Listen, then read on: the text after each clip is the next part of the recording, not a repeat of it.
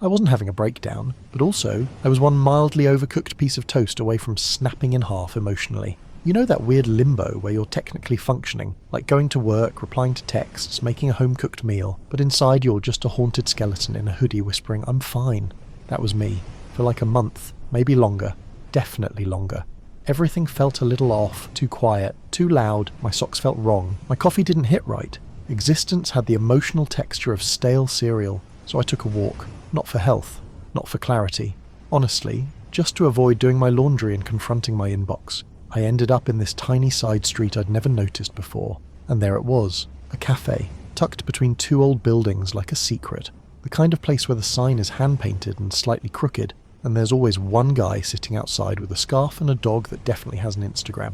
I walked in, it smelled like cinnamon, jazz and emotional safety. There was only one person behind the counter, this older barista with wild hair, round glasses, and the vibe of someone who had absolutely been to a silent retreat and survived. I asked for a coffee, nothing fancy, just black, which I said way too quickly, like I was trying to prove I'm a serious adult who definitely hasn't cried watching baking competitions. And then he said it.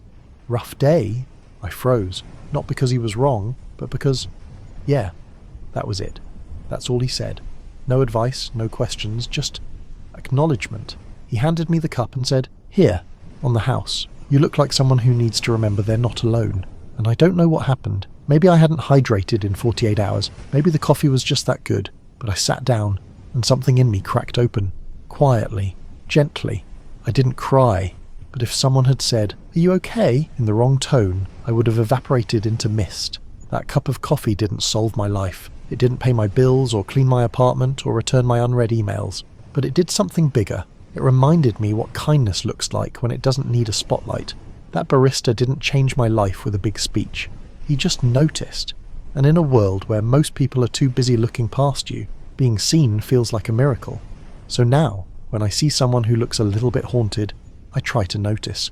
Because sometimes wisdom really does come in espresso cups.